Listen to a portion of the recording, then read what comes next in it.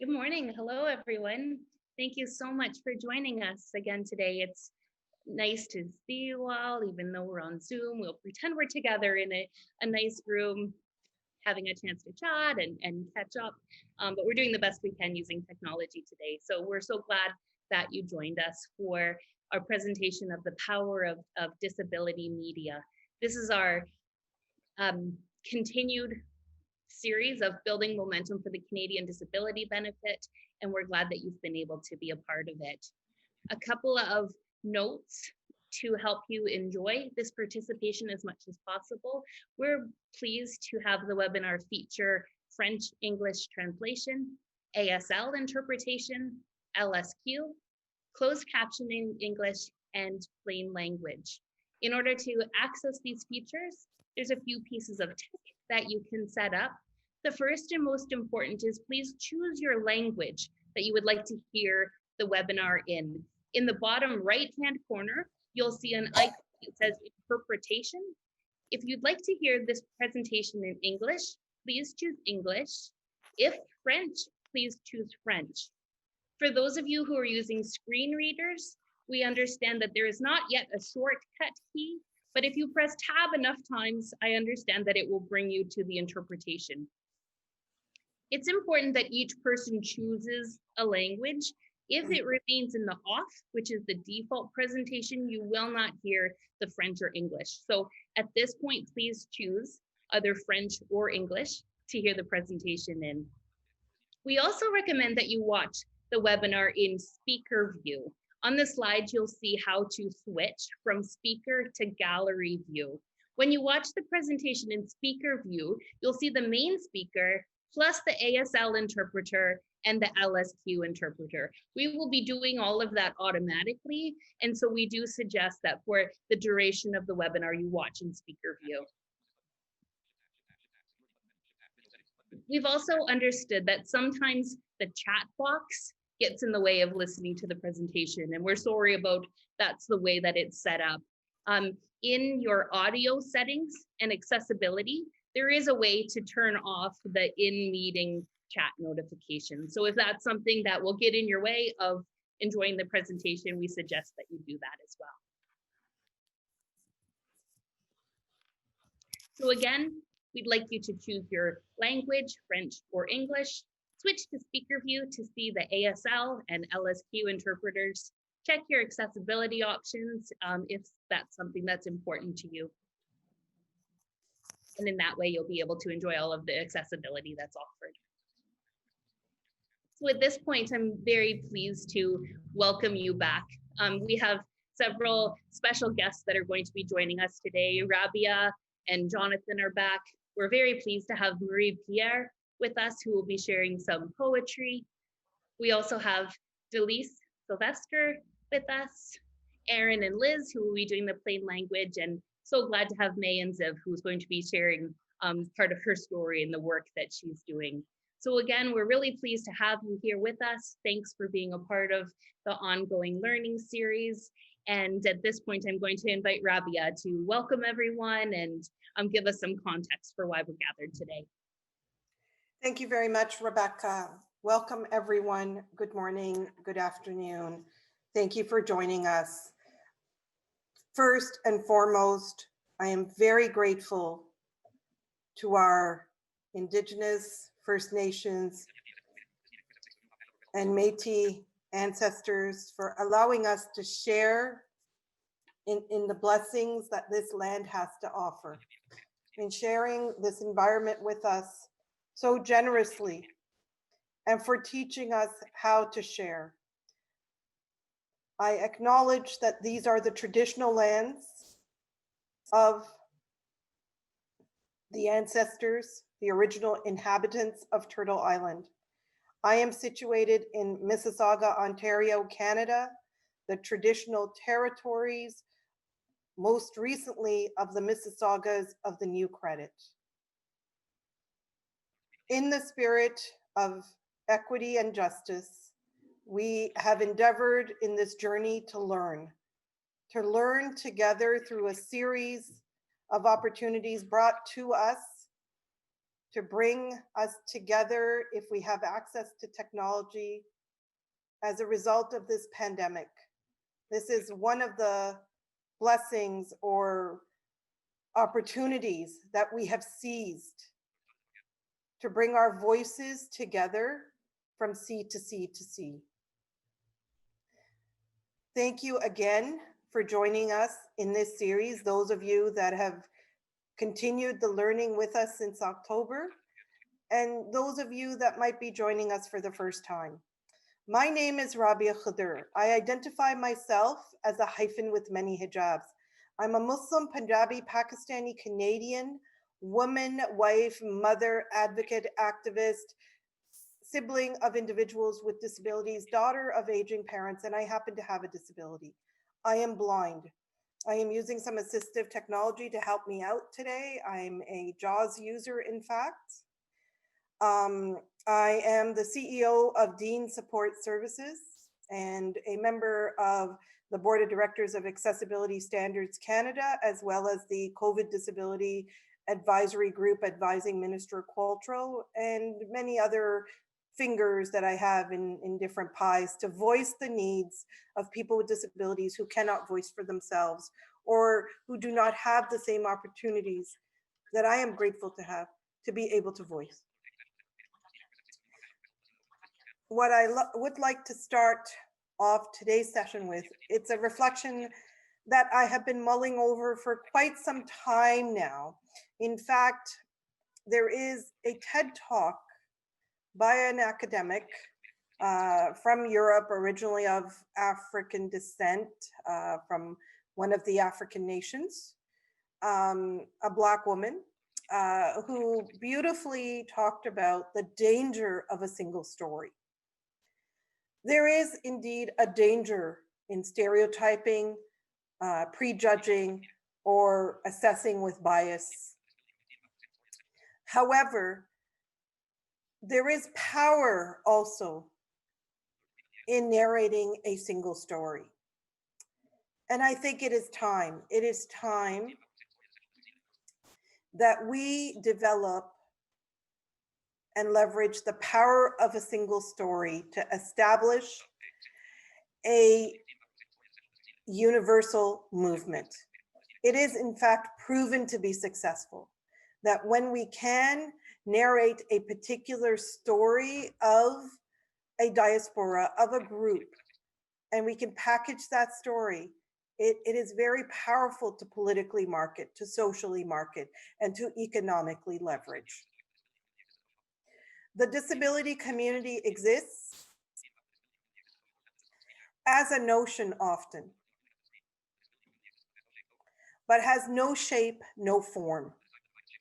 It is time that we define its shape and form collectively through these discussions and through those conversations beyond these discussions that are happening in this fabulous country that we all call home.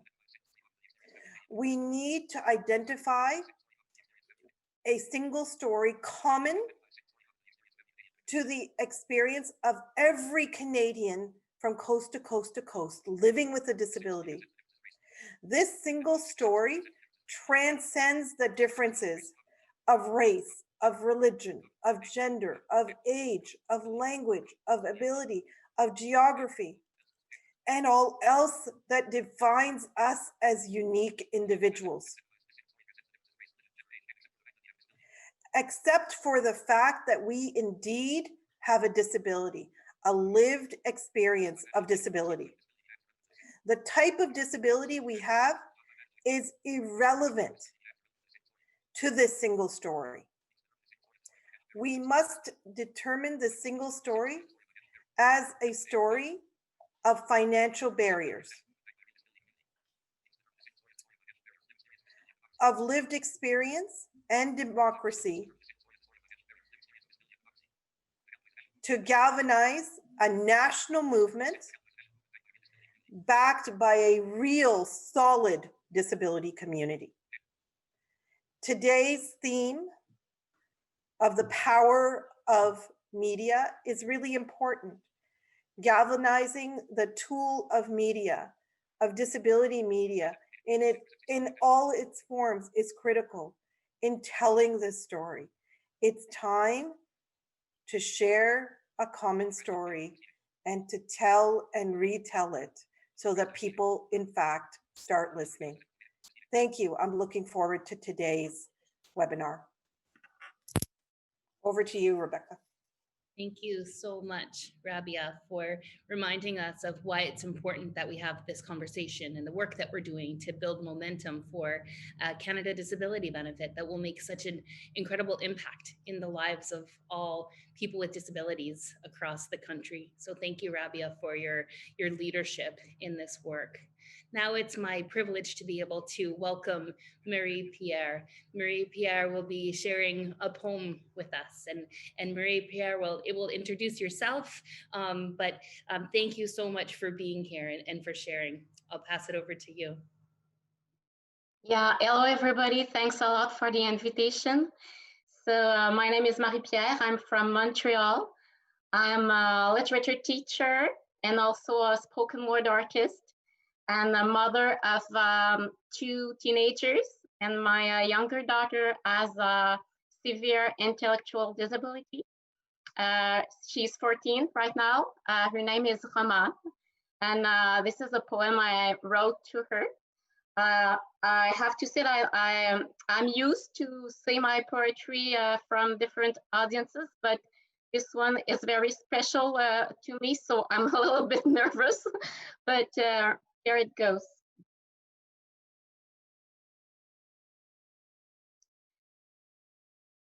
Quel est ton nom, ma belle, ma douce? Quel est le nom qui te ressemble? Dans les papiers officiels, on te dit déficiente ou handicapée, et certains débattent pour l'emploi d'un de ces termes plutôt que l'autre. Autrefois, on aurait probablement écrit idiote ou débile, arriéré, demeuré. Je les entends, ces mots. Je les entends. Moi, je te nomme papillon. Petit chat, petit lapin, petit poisson, petite, oui, toujours. Je t'enveloppe de mots caresses pour arrondir les angles de ta différence. Je t'abreuve de mots tendresse pour noyer les épithètes dissonantes. Souvent, on me demande de te définir. On veut des diagnostics, des précisions scientifiques. Épileptique, oui, mais encore, syndrome de West, d'accord, mais le reste, un chromosome défectueux, discordance génétique, intéressant, voilà qui explique. Qui n'explique rien du tout. Qui ne dit rien de l'enfant que tu es, de tes intenses frustrations, de tes joies débordantes, rien de ta vie qui tangue au fil des jours, déroulant sa pelote, beau temps, mauvais temps. Rien de tes crises de rire, de larmes, de tes jeux, de tes réveils, de tes paresses. Rien du train-train quotidien et de ces longs wagons de monotonie. Dans les papiers officiels, on te dit déficiente ou handicapée. Souvent, on me demande de te définir, de t'encadrer dans des mots valises qui ferment mal. Moi, je me raccroche à ton prénom. Romane. Sa chatouille, le palais vient s'enrouler contre la langue et se termine doucement en une petite touche contre les dents. C'est comme une boucle dans la bouche, un joli nœud dans le destin. Dans Romane, c'est vrai, il y a arme. Celle peut-être que l'on porte, toi et moi, pour affronter les vents mauvais, pour faire face, comme on dit, à cette chienne de vie. Dans Romane, bien sûr, il y a mort, comme au bout de tous nos chemins, au terme de tous nos espoirs. Mais dans Romane, surtout, il y a âme. Et moi, lattée, je vois la tienne au fond de tes yeux doux. Petit chat, petit poisson, ma romanilou d'amour. Autour de ton prénom, voilà que je trace un poème de sein fragile, encre de Chine. Si je t'appelle, viendras-tu? Thank you. Thank you very much, Marie-Pierre, for sharing that with us. I'm My just pleasure. Thank you, and thank you for being here. I have a short story to tell you, Marie-Pierre, that I haven't let you know yet. Last evening, when you sent us the text for your poem, I wanted everyone to be able to hear the sentiment and what you were writing about. So I called my friend Rochelle, who I know is an English speaker and a French speaker, and I said, can you help with this? Because I wanted not just a straight translation, but someone to be able to pick up on all of the imagery, what you did. And so Rochelle helped us with the translation. Thank you, Rochelle. And Yeah, thanks. the miracle part about this is Rochelle is mom to Nicholas, and Nicholas has the same West syndrome as your Ramon. Wow.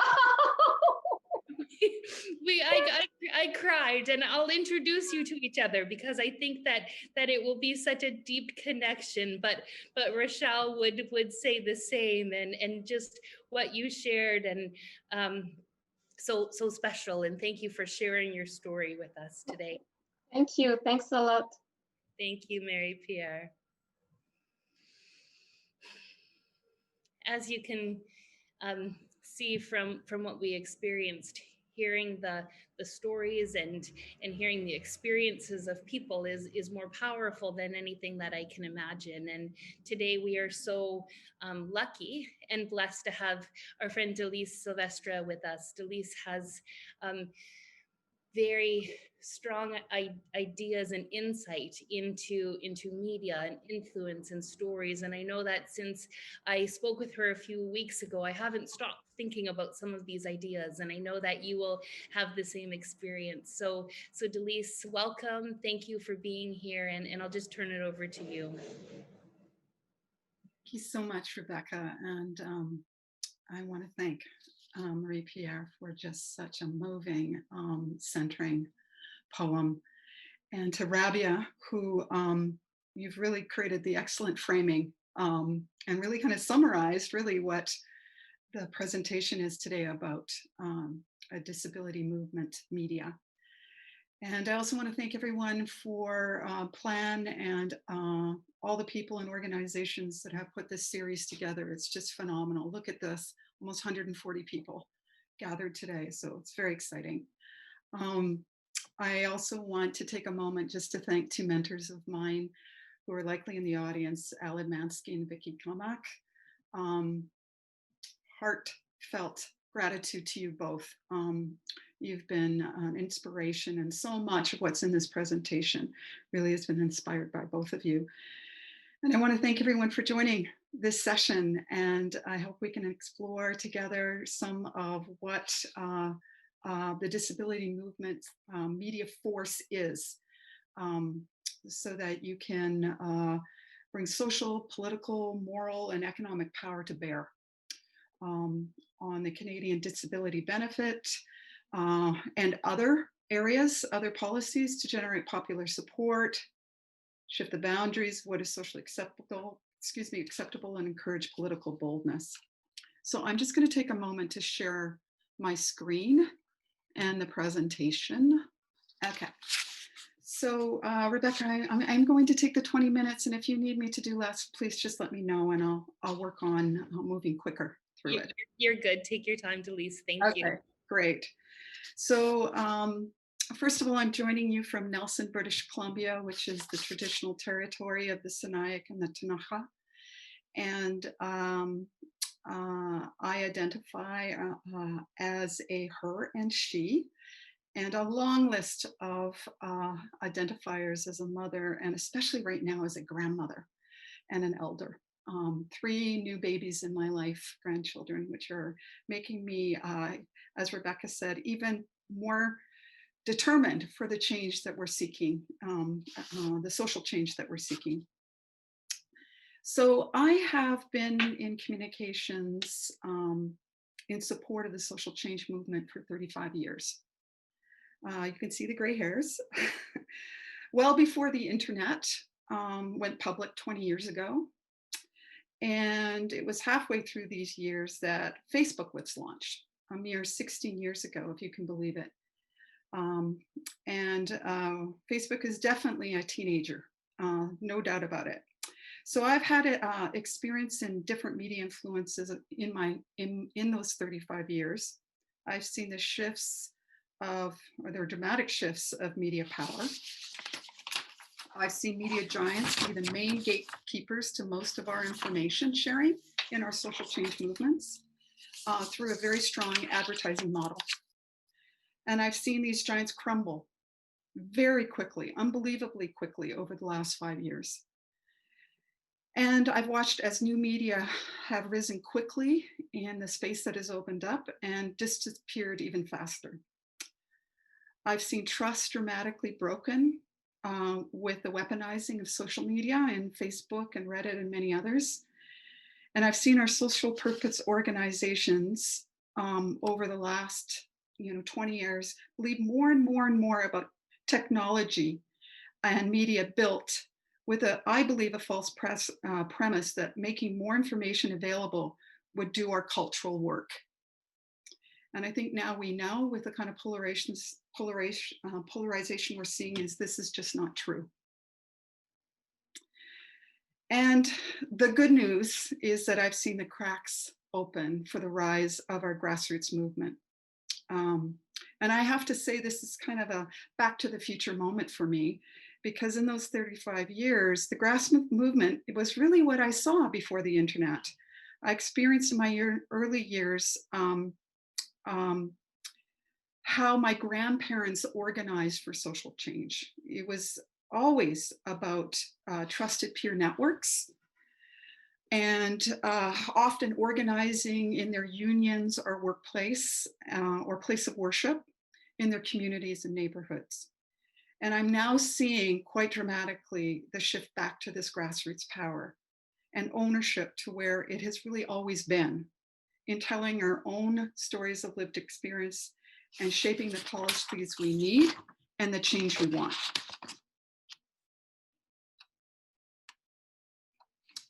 So the future is human. We are moving away from mechanistic engagement to a far more personal touch and relationship building. And the inspiration for this presentation, I have to say, are a group of over 35,000 mothers of diverse heritage caring for young children across Canada, mostly in suburban and rural communities. They taught me really everything I'm expressing in this presentation. The presentation is in honor of their incredible insights. I spent the last 3 years in deep listening to their worldview and their way of working and connecting. And they really orientated my focus away from my great dis-ease with the way that media was moving, or the state of media, to where a place I feel really confident in the future as human. This really flows from a shared understanding and awareness that drives all of our grassroots movements, which is the need for a good life, to ensure that we can care for the people on the planet we love. So let's get to the lay of the land of the current state of media. Mentors, as I mentioned with Al and Vicky, have played a big role in my life. And I've been really blessed with elders growing up in a large, very opinionated, extended family. So when I found myself in a lunchroom at a conference with one other person who looked very familiar, and as I walked closer to her, I saw that it was Arianna Huffington of the Huffington Post world. She is a massive media trendsetter. And I can go on, if I had more time, on the long list of what this powerful woman did in transitioning media, but she's a forecaster. She really sees where media trends are. So when I went up to her, I asked her if she would answer a question: where does she feel the media is heading? And at this time, it was about 12 years ago that I had this exchange with her. And she said, well, before she said classic Arianna Huffington, well, darling, sit down and let me tell you all about it.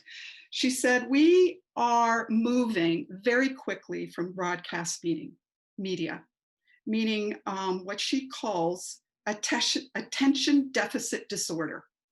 And I love this because if you can imagine mainstream media, it's really kind of a dog's breakfast when you open up your app, or even if you're still looking at newspapers, you get what the media decides it wants to show you. And it could be, the update on the potential peaceful transfer of presidential power in the US, or it could be about season 4 of The Crown capturing, the details of Diana's wedding dress. You do not know what you're going to get. The media will tell you what you're going to get.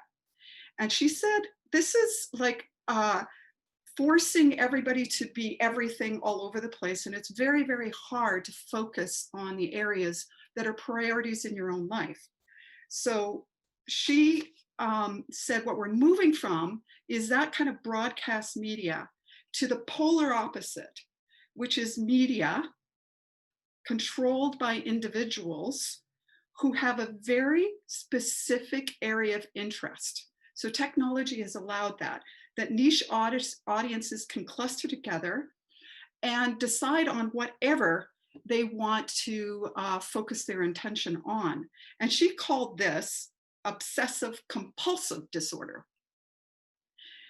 Meaning we can get so narrow in our thinking about media and information that we lose sight of a bigger lens. And she was sort of referencing how a strength overused becomes a weakness.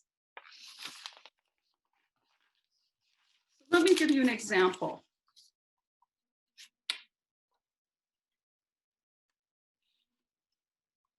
These passionate communities, as she said, there's a strength and weakness associated. Let's first focus on the strength. I'm wondering if people in the room, in our virtual room, have visited the Cyclades Islands of Greece. I haven't, but apparently they're incredible. They're islands formed by volcanic activity millions of years ago, and they have a similar landscape and climate, and yet they are all very different. Over the years, each tiny island developed its own microculture: food, art, history, customs, and stories. They're an endless source of local pride. You can literally visit 25 islands and find 25 fascinating microcultures. And that is a depiction of our modern, technological-driven media. It's allowing people to self-organize in very short time into like-minded islands. They're unique places of belonging, support, shared values, and community of pride, and they are bonds of trust. But here's the catch. They are wary, these islands, of strangers. And it is a growing wariness of others. And this is where their strength becomes a weakness, and we're seeing it everywhere. And I'll give you a really visceral example of this. 2 years ago, Twitter did kind of an emotional map. And what they did was kind of a heat map of emotional tweets that express moral outrage. And as you can see very clearly, there are 2 bubbles of that moral outrage where people are internally talking to each other and reinforcing their mindsets, and very little sharing is happening between the 2. This is creating the dramatic polarization that we're seeing across democratic countries the world over. And it's wreaking havoc in our civic processes, and it's reinforcing, it's creating deeper and deeper and deeper divides. Yet when we look at our own neighbors and our conversations across political perspectives, we actually see Canadians are very much in the middle. And because of the structure of media, they're feeling very discounted and unheard. It's like the loudest voice and the most morally outraged voice is heard. And this is creating deep distrust. And there is a really important research piece, if you have a chance to look at. It's called Edelman Trust Barometer. It is effectively a research firm that goes around the world to gauge citizens' trust in their stakeholders. And about 3 years ago, in 2017, they were shocked to find that Canada, which was considered in the global trust barometer at the very top of trust in citizens in their institution, they found we had dramatically dropped.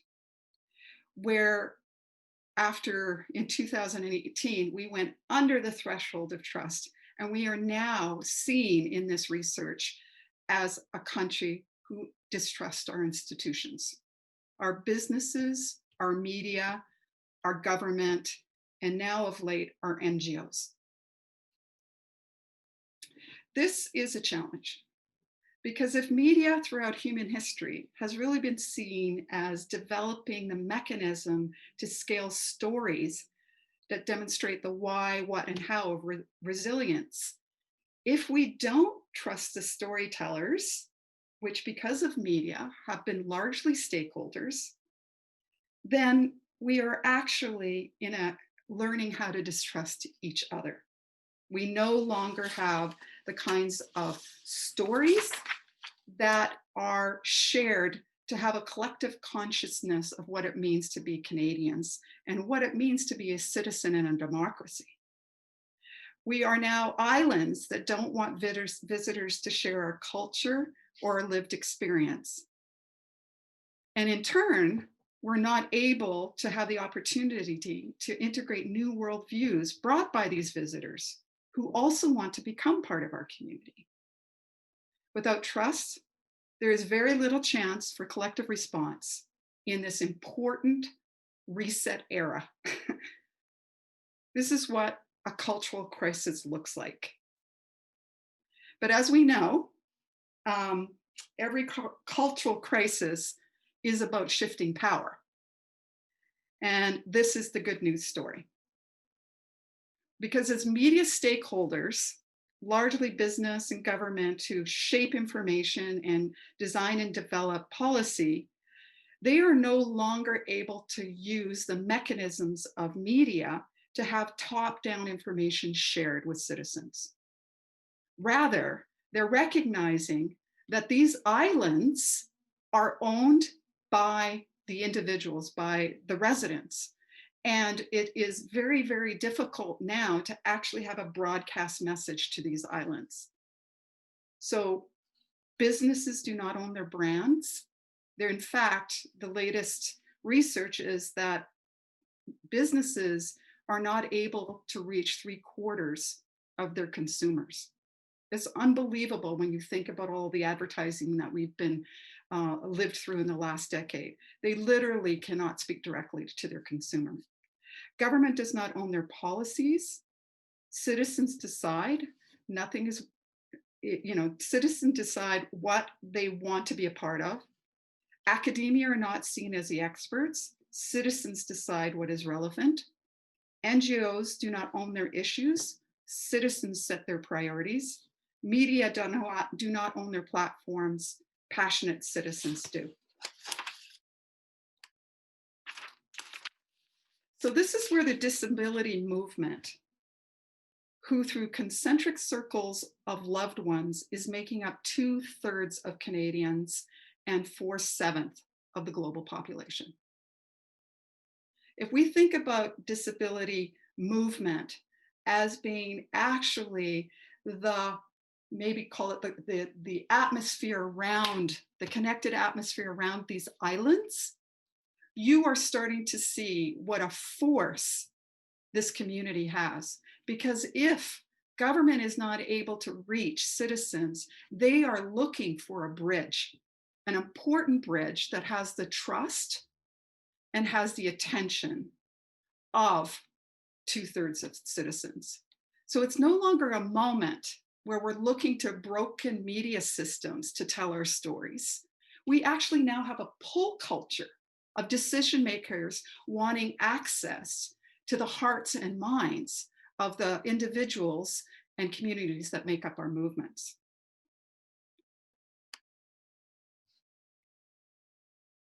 So this is what I call the art and science of media, because the art is what I have learned from 35 women from across the country on the topic of climate change, is that in order to earn the greatest need that media has is our attention. That's what the overarching role of media is to capture the attention and grow an audience. And so in order for that to happen, for audiences to give their scarcest commodity, their time, their voice, and their assets, these women who I worked with told me that there are 4 tenets that have to be part of this kind of collective of a media movement. And that is a sense of belonging, peer-to-peer relationships, an ability to have open and authentic conversation, and a sense of agency or purpose. Does this sound like your organization, your movement?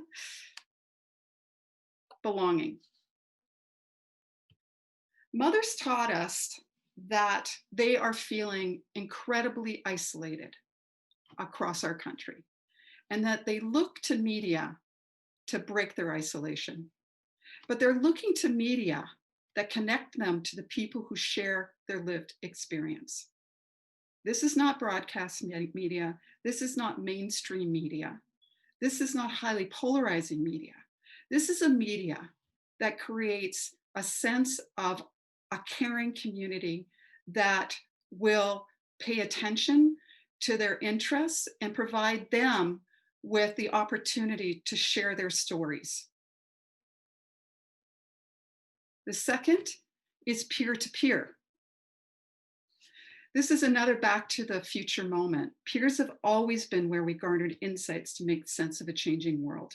Peers are the most trustworthy source of new information and new behaviors. Peers have a deep understanding of a shared life of similar experience. And these exchanges amongst peers are an order of magnitude more effective than expert top-down instructions. A media that links peers with each other is a media that has deep power and force. Conversation. Really, to gather people's attention, you have to know you have things to discuss together that's relevant to your life. These are stories that are developed together. It is not a packaged story of beginning, middle, and end. It's a co-designed experience amongst peers, amongst communities. And the disability movement is made up of vast interests and millions of points of content to share with each other. And you have an entire 2/3 of the Canadian population leaning in to want to be part of that conversation, and who are looking for meaning in their life, knowing that their lives matter. In this case, with the disability movement media, there is a need to change, to make things better, to ensure a good life.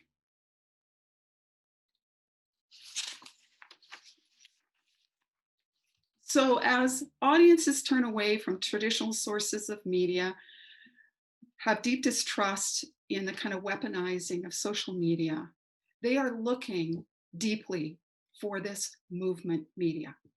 Connecting, building the connective tissue or the water supply amongst the islands. These are the 4 tenets, and it's very, very hard to find a media that has these 4 tenets. The disability movement has it. Now the science. What tends to happen with our communities in the social change is that we have the content and the stories, but we don't actually develop the systems that allow for consistency and replication and ability to reinforce the messages that are shared. And this is the area that my agency, Social Currents, is really focused at with the social movements, is that we have to act like a media in order to be a media. If you go into a media room, essentially all the content has been banked 3 to 6 months ahead of time. 75% of that content is managed across a 2 to 3 year space. Only 25% is actually reactive. And that tends to be the 25% that all of the NGOs or social purpose groups try to garner the attention of the media. It's an op-ed piece, etc. The science of media requires a deep understanding of audience segmentation, knowing your movement and your individual and collective islands within your movement. What are the professions? What are the themes? What are the age groups? What's the sexual orientations? What are the culture of origins, the political leanings? All of these pieces can't be monolith. We need to be looking very deeply at what those audience, individuals, and clusters are seeking from a disability movement, and be able to share that information in a way that is clearly organized to ensure that many platforms are receiving it. Rebecca, I see that time is of the essence. Is that right? I think you're good. You've 2 or 3 more slides left. Sure. So I'll skip that slide here. So essentially what we want to do as a media is identify exactly as media does. Who are your influencers? In the case of traditional media, it has always been, not always been, but the decision makers, the people with power, who have been able to shape the policy and information that then goes through a very narrow funnel out to audiences. In this case, with grassroots movements, it's the people who are part of the movement that are the influencers. These are the people with the lived experience, with the relationships, who understand the stories and understand the collective narrative of the disability movement, and understand the collective action that can speak to very specific areas of interest. Essentially, you have, with these movements, a challenge of abundance, because you have so many influencers. And that's why it's so important to have the back end to support how these influencers can tell their story and ensure that one story can get shared amongst a host of different islands. The other is, and this is probably the most critical issue, is distributed platforms. Generally in the social change movement, we're very good at creating content, but then we go shopping for where it can be placed. Within the disability movement are platforms that we all have access to and that we all have influence over. If we stop for a minute, and I did it this morning, I started jotting down platforms. When I mean this, I mean my own Facebook account, or a newsletter that I produce for different organizations, or a particular area. I love dance, and so a number of different platforms that I actually do dancing at home through the pandemic. I listed in literally 3 minutes 25 platforms that I know I personally could have content from a movement that I support placed on those platforms. So when you start scoping the breadth of the distributed platforms where the disability movement content could be placed, you will see as many platforms likely as people in your movement. It is an incredible resource. And of course, the stories. I won't spend time on this. You know the deep richness of the stories that you have to share. Every individual, if they just told one story in the movement and we distributed it on a fraction of the platforms that you have access to, would impact culture and would have a direct impact on the Canadian disability benefit shift that you're looking for right now. And behind all of this, and I won't go too deeply in this, is the new tools that are accessible to create these media systems. If you think about the history of media, the tools have always been in the hands of the power. When we think about the printing press, that was really held in the power of the Catholic Church. If we looked at newspapers, it was in the power of the business leaders who had the ability to garner business advertising. If we look at social media, it's largely in the hands of the people that are developing the algorithms. But when we look at the distributed networks, the influencers and the stories and the tools to organize across 2 to 3 years, we are now talking about the real force of the media. So the disability movement is a media.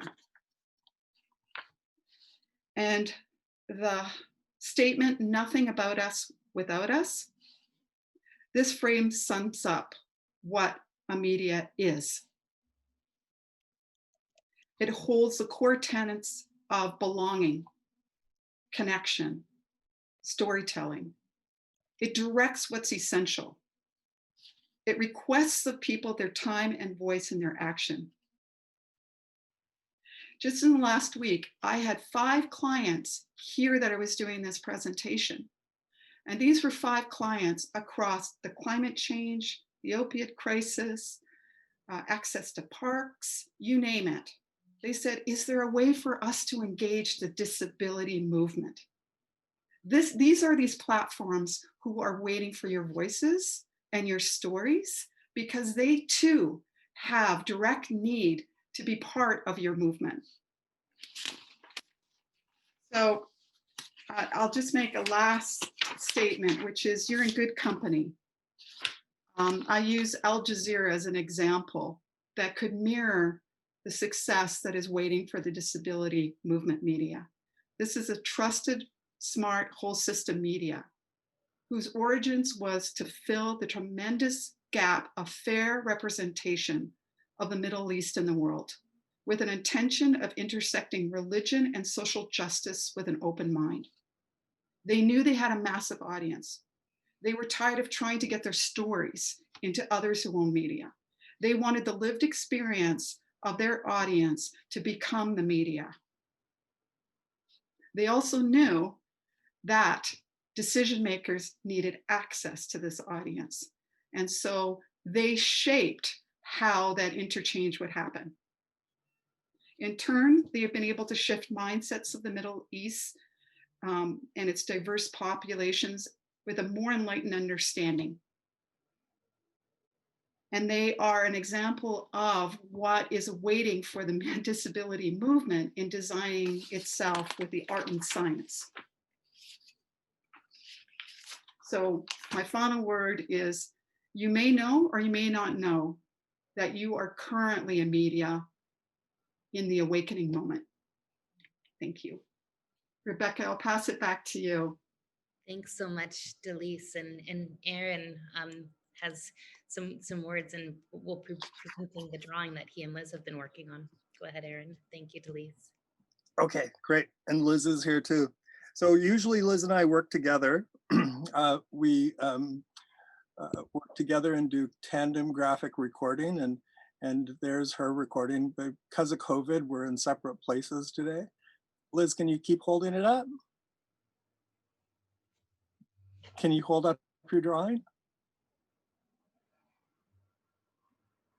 And hold it still.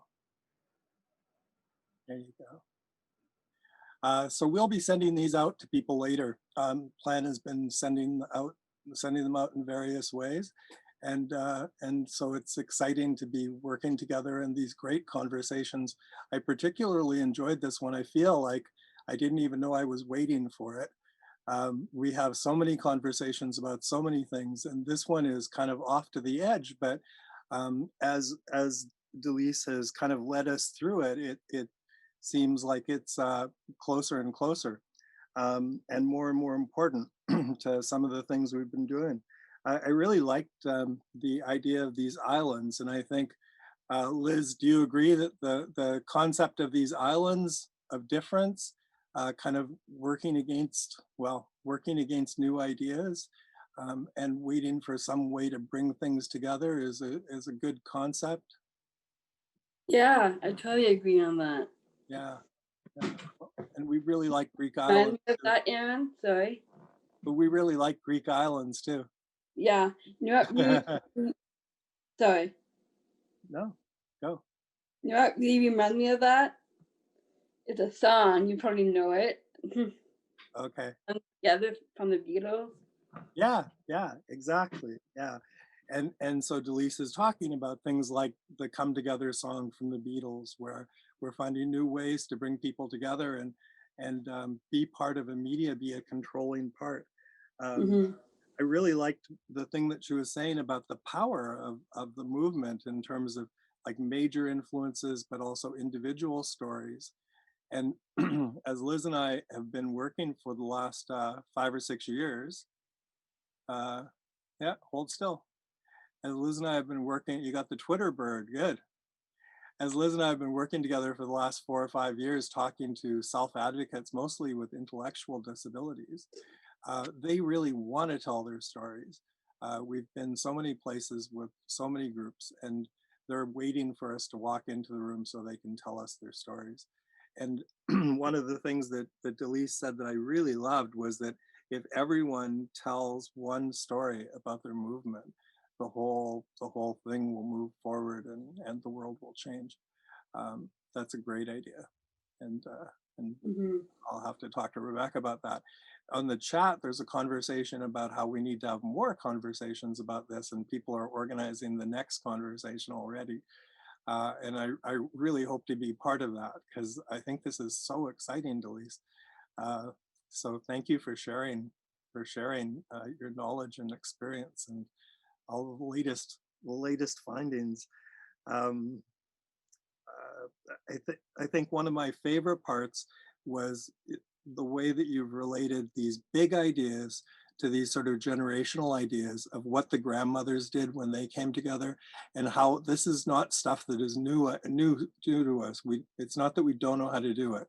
We do know how to do it, and we can. We just need some leadership, and that's happening right here, right now, as we're watching it. Liz, any last words? Should I explain this or? Sure. So far I've done a whole lot of different things. Some of the speakers, this lady here, and then the one after that one, and then I did the Tweety bird with the different colors in it. Yeah. And 2 hands touching with power things coming out of it. The Facebook media, family, friends, Rebecca on the top there, a teenager. Right. Can you hold it right up in front of you? A guy going like this is like a prime minister. He's saying democracy. Great. Oh, and you got Rabia's in there. That's great. Yeah, and the plan. I put down the plan. And belonging, and we are media. And oh yeah, my way of listening is headphones. Yeah, that's one of the individual stories, right? Yeah. So Rebecca, I think our time is up. Yeah. And, yeah. Thank you so much, Liz and Aaron. I can't wait for an opportunity to see those pictures closer up. And Delyse, thank you for sharing, and Aaron and Liz for adding to that. We've been talking about the power of stories and how each one of us has people that influence us, and we have people that we influence. And 2 people who have had a very significant influence in my life in the last several months since I began to know about their stories are Maya and Ziv. Representative and Jonathan Marchand, and they're both with us today to share a bit of their stories with us. So at this point, I'm very happy to welcome Mayan Ziv with us today. And Mayan, I'll turn it over to you to introduce yourself and tell us a little bit about your work and the influence that you're having in the communities that you're in. So thanks, Mayan. Perfect. Thank you so much. Wow, this has been one of the best events that I've been a part of in quite a while. So thank you all for your insights and the presentations that we've had an opportunity to listen to, Delyse and Liz, and thank you. This has been amazing so far. What I want to do with my time with you is to maybe lead you through a bit of a case study and talk to you about my experience and what we have been attempting to do at Access Now, and how it very much speaks to this message of grassroots media to vocalize the movement. So a bit about me. I'm Mayan. I'm based in Toronto, Canada, and I have two younger sisters. And there's a cat right next to me right now, and she is very much begging for attention. So apologies if she like climbs up onto the screen or like you hear scratching noises. That's what's going on in this room. I grew up with a disability. I have a type of muscular dystrophy, and I've used a wheelchair throughout my life. And early on, I very much believed in the power of storytelling because I grew up kind of in a creative household. So I was studying theater through high school. I took art classes when I was a kid, and then into university, studied radio and television, and did a master's in digital media. So I've actually spent pretty much my whole life thinking about storytelling. And something that I realized, I would say in high school, the first thing that really drew me to finding the right medium to tell my story, before I even knew that that's what I was doing, was photography. And I noticed actually in the chat that somebody mentioned that they were a photographer and that they wanted to contribute to the movement through that. And that's very much where my journey began. I started just by taking photos of people in my life and places I was visiting, and was really inspired by how I could use that medium to connect with people and to share a perspective that was difficult for me at the time to articulate into words. And that it allowed for interpretation, and it allowed for people to come to a conversation without realizing that that's actually what was happening. When I look at it now, I realize that what was happening as I worked as a photographer. So I started in high school, went into university for radio and television, and continued to take photos.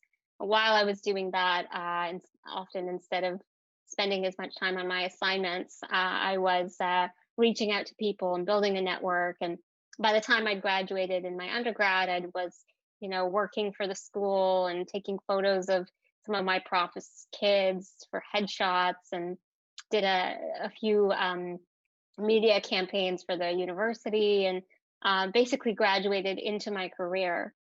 And early on, I realized that there was interest in my story. And the reason was that I didn't look like or represent the assumption of a photographer that people had assumed me to be. I was a woman sitting on a wheelchair, about 19 years old, working in fashion, portraiture, and documentary work. And that is not the ideal person you would expect to see in that role. And so a lot of people were scared of that, but a lot of people were really excited to understand, how is she doing what she's doing? My assumptions of disability don't connect with the work that I'm seeing online or in her portfolio or in that campaign that I saw. So how is it possible? Is there somebody else taking the pictures? People actually ask me all kinds of questions. And the coolest thing about that was I realized that I was finding a voice as an advocate. And that to me was one of the main reasons that I was so drawn to photography, was that I wanted to carve out a space for myself that could break down the barriers to people's assumptions about what it means to be a photographer, what kind of person works in the fashion industry. And I wanted disability to be there. And so, because I didn't see anybody else doing it who looked like me at the time in Toronto, I just was like, okay, I'm going to be that person. And hopefully that creates enough awareness around me that other people would be more open and accepting of different types of perspectives that would be open to this kind of work. So that was kind of working. It was very hard. And then the media, mainstream media, got caught of my story. And, it started with local TV. Like I remember I did a little piece for Rogers. And then, I did another piece with Bell, which was much bigger. I did some pieces with MTV. And larger media with larger audiences started finding me. And then we did a piece with a couple different companies, brands that put a lot of money into marketing the story. And I felt this weird dissonance happening where people were telling my story. And I was excited because now more awareness was being given, but the story wasn't accurate because it had now been worked and told through the lens of someone who didn't understand disability, with limited language to define my perspective and limited experience within a world that was so familiar to me. So headlines would read things like disabled photographer, achieves da despite of her disability, or, this interesting, actually ableist language was coming through, which was so bizarre to me because even the journalists had been there with the best of intentions to tell my story, to get the news out, to create awareness, but they'd done it in a way that was actually harmful to the work that I was trying to create. And so, flash forward to today, 2020, I started in, 2010 maybe, when I was working full-time as a photographer. And 10 years later now, I've really shifted my focus. I was really drawn to this concept of advocacy and started focusing my time on a digital platform that could help people understand my perspective in a different way, and started still as my singular voice. So I built a tech company in my master's program called Access Now. And at the time, I didn't know that that's what I was doing. I was just working on a project to solve my own need, which was every time I go somewhere, I don't know if it's accessible for me. Every time I call someone to find out if it's accessible for me, they don't actually know. I'll show up at a hotel in New York City with my luggage after my wheelchair was lost for a few hours, and finally show up, and there are 5 steps to the entrance, even though I called and spent hours researching, and for some reason we still don't have basic answers. So that was the frustration that I started focusing on, the navigation of the world. And instead of spending my time convincing people that I was someone who should be hired, I was spending all my time trying to even get to the room to convince them. So what I did was I started sharing information on a map, rating places based on accessibility from my own perspective. This place has a ramp. This place has an accessible washroom. This place, has 3 steps to the entrance. And by doing that, I started seeing instances of accessibility that showed up on a map that defined my own perspective. And then I shared that map with a few of my friends, and they did the same thing. And a few of those friends shared it with a few other people. And before I knew it, we had a platform that was vocalizing unique perspectives from people with lived experience of disability geographically. So I'm going to share with you while I'm talking just an image of the map. And I noticed actually somebody beat me to it. They put it in the chat. I was going to do the same thing. But what you will see here is a map of Toronto that has red, yellow, and green pins. And each of these locations represents an instance in which someone has shared their own perspective about the accessibility of a place. And I can open them, but I'm not going to do that yet. And if you look around, you could see like this is downtown Toronto. This is where, you know, I live and where Access Now was started. And, you know, it started with just me, but then more people started sharing information on the platform. And as you zoom out, and it might be a little bit slow because I'm screen sharing it, you start to see what the power of individual stories can do when you contribute them through a grassroots platform that vocalizes a specific focus, that being accessibility in the built environment. That was really our focus and remains to be our focus. And initially it started with just me and my voice as a wheelchair user. And soon we heard from other people who were sharing feedback and requests for other types of information that they wanted the platform to allow them to do. So could you share information about scent-free spaces? Could I tag a place that is has gender-neutral washrooms? Or what about places that offer sign language interpretation? Or places that I might actually access a Braille menu in a restaurant, for example. And hopefully you're following along the screen as I zoom out pretty slowly right now, but I'm doing it on purpose. And what I'm showing you on the screen right now is instances in which people have contributed to one platform, which is very much a disability media, to highlight the good, the not so good, and areas that need work when it comes to accessibility of the built environment.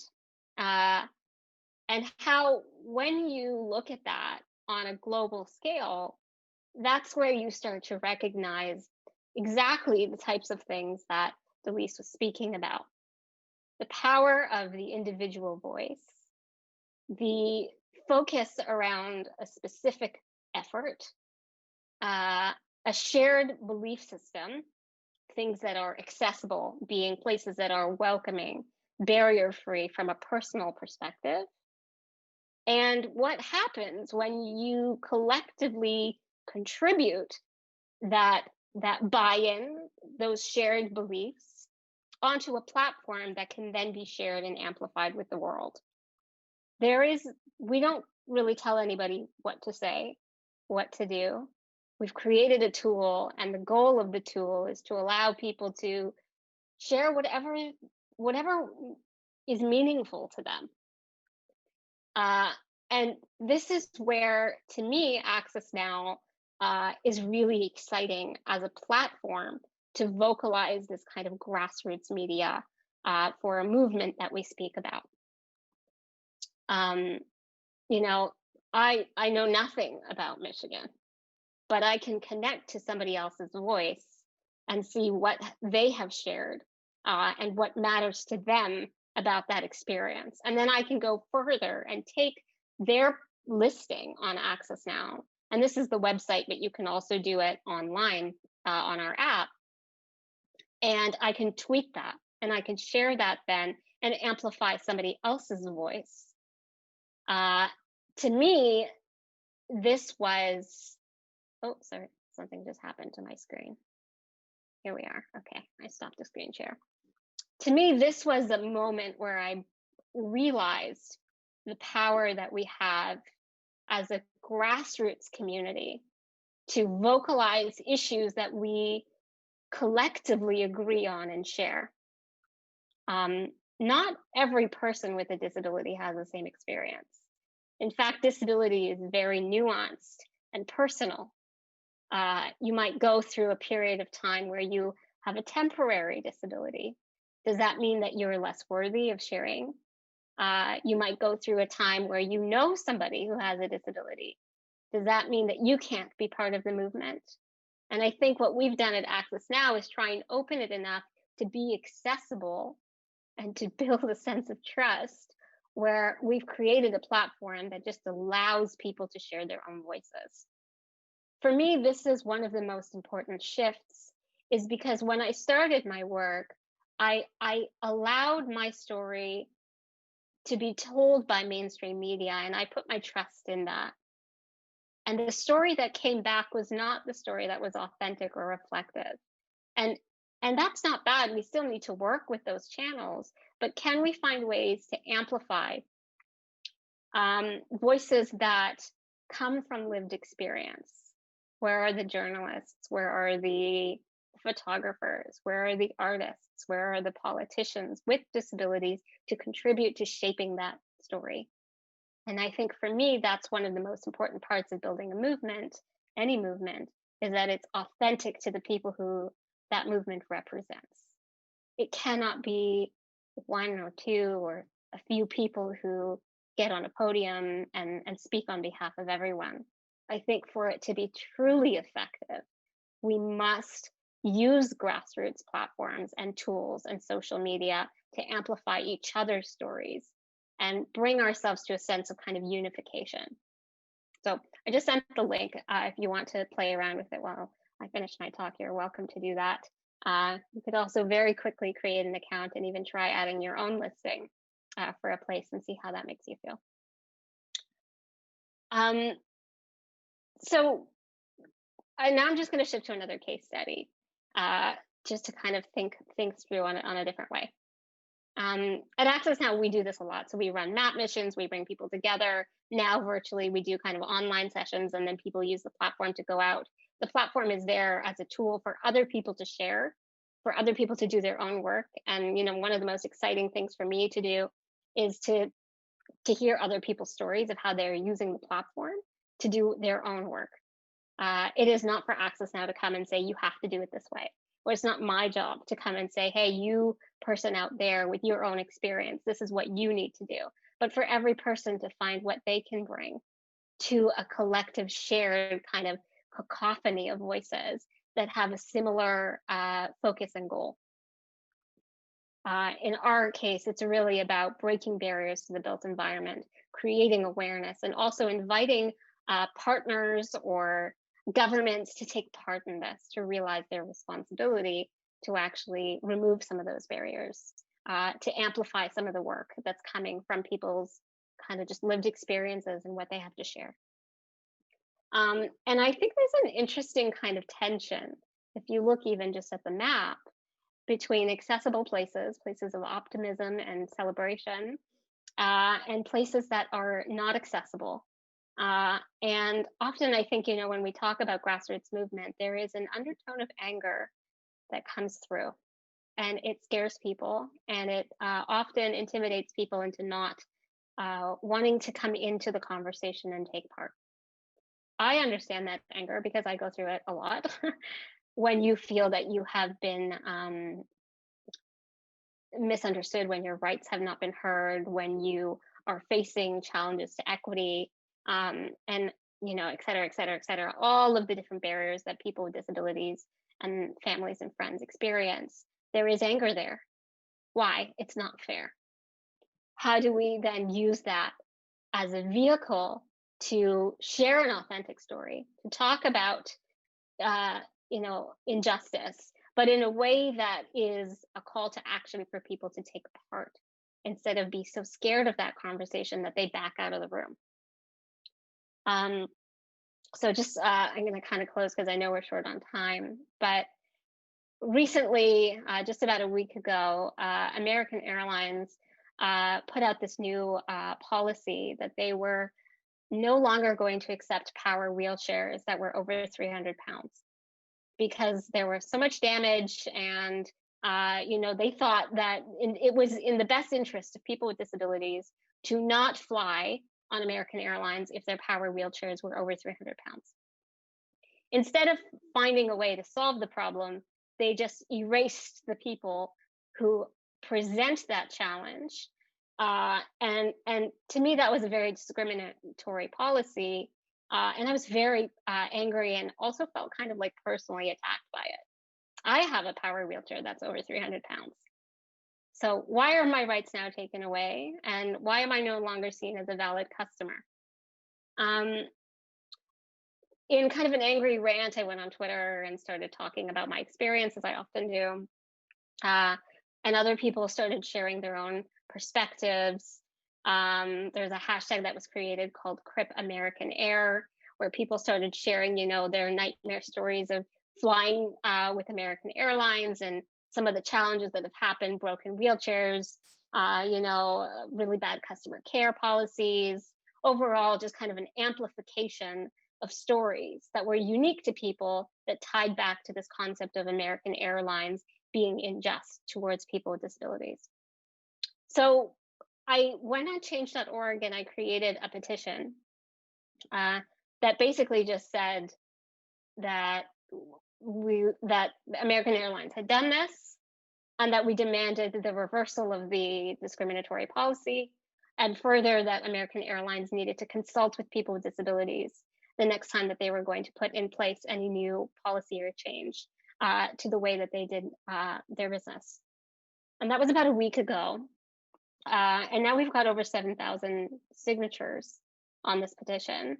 And we've also got American Airlines responding through mainstream media, not directly to us, talking about how they have reconsidered the policy and are investigating internally how they might change this. With enough pressure, I fully believe that this policy, just a tiny little moment of advocacy, can change. There's the link if you're interested. And it just shows that, to Delyse's point, there are many different platforms that we can use to vocalize components of the movement. This is a very specific issue. This is not to do anything with kind of disability benefit or basic income for people with disabilities. Very kind of isolated moment in time. But the ability to rally around a concept, but not overly define for people what needs to be said or how people need to behave without ownership of a concept. I think we have a lot of potential to gain trust within our own community, where people have an opportunity to feel that their voices are as valid as others, that it's not, for example, and this is something I say kind of at Access Now all the time, is I don't want this to be the Mayan Ziv show. I don't want to be the only voice that's heard or represented. But that by creating a platform where the goal is to amplify each other's voices with a kind of shared vision, I really believe this is the next frontier. I really do. And I think that's why we're all here. And by finding the right tools with enough persistence, and persistence is key, enough kind of loud vocalized calls to action, I do believe that this is totally possible, and that this is the future of the disability movement, is through grassroots platforms, is through platforms that vocalize unique voices and all geared towards a specific focused shared direction. Yeah. Wow. That's the end of my talk. I know I'm over time. I'm really sorry. But I shared a little bit in terms of links. And if you're interested in getting involved more in Access Now or in the petition or anything else, please join. Please do. I'd love to hear from you all. Thanks. Thanks so much, Mai. And we love hearing your stories and your ideas. And sometimes when we're on these calls, an hour and a half goes by so quickly. I think I'm not the only one who wants to continue the conversation. And the good news is that there's lots of opportunities for us to continue the conversation in the next days and weeks. And I want to say thank you on behalf of us all, Mai, for being here. As we wrap up our time today, I want to invite Jonathan Marchand back spotlighted with me. And hi, Jonathan, thanks for being here. We're looking forward to the day where we can hear your full story and hear what happens when you have influence, when you don't. And I know that right now you're having an incredible amount of influence. And so while we don't have time to get into the full story, I wonder if you could just take 2 or 3 minutes and react to what you've heard today. What do you think about all of this? Yeah, well, by all means necessary, we need to take our rightful place in Canadian society. We need to build a movement. It's incredibly important. That's what we're trying to do in Quebec. We did some direct action throughout the summer to get our voices heard. My experience is that we need to use a full range of action to get to our goals. So we need to use media, that's very important. We need to be politically active as well. We need to use all the administrative tools that we have. We need to use the courts as well, and we need to use direct action as well. And that's the key. So, with a multi-pronged approach, we can reach our goals and to be recognized and to be included in Canadian society. There's we need to use all means necessary to get there, and everything needs to be on the table. That's my experience. If you only focus on the media, that's not enough. You need to take control of the narrative. You need to be heard and not let the journalists write your story for yourself. And that's the way forward, I think. Last week, we heard from Peter McLeod about the importance of us working together as people with disabilities and community to support government and create the disability benefit that we need and want. And these ideas today about how we all have a story and how we have an incredible amount of influence is the way that that will happen. So thank you, Jonathan, for those comments. And as we wrap up, Rabia, I know that you will call us to action and let us know what we need to do next. So Rabia will have the last word today. Sorry.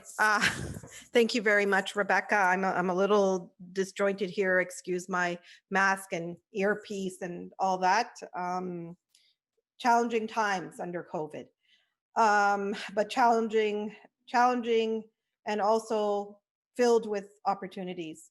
So today we've talked about power, the power of storytelling, the power of defining a single story when it comes to disability, coming up with that narrative, packaging it and putting it out there, pushing it out there, insisting that people hear our story and hear our voice and recognize that there's nothing about us without us, that we in fact have a single story to tell.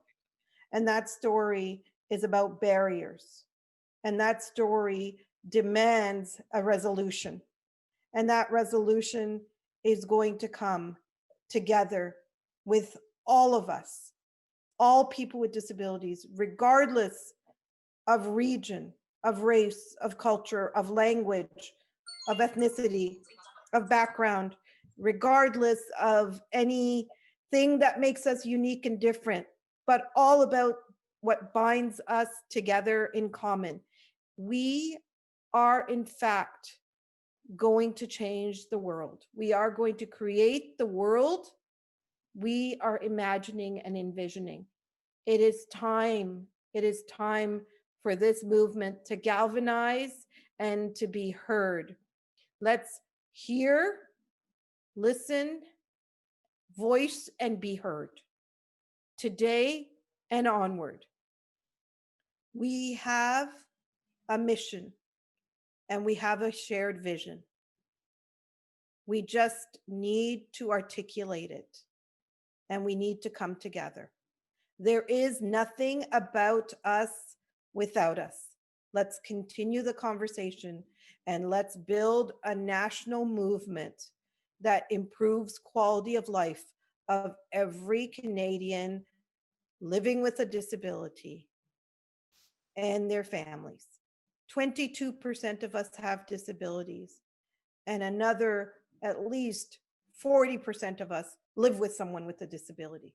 We are not the minority. We are the majority. Thank you. Thank you so much, Rabia, and for being part of our session today. We'll gather again next Thursday. You will, in the next couple of hours, receive some resources for us and a survey as well. Please let us know what you think and what your responses to this are. And on behalf of all of the organizations that have worked together to put this on, you'll see the logos on the screen. I want to say thank you for creating this time together. And I wish you all a great week, and we'll see you back next Thursday.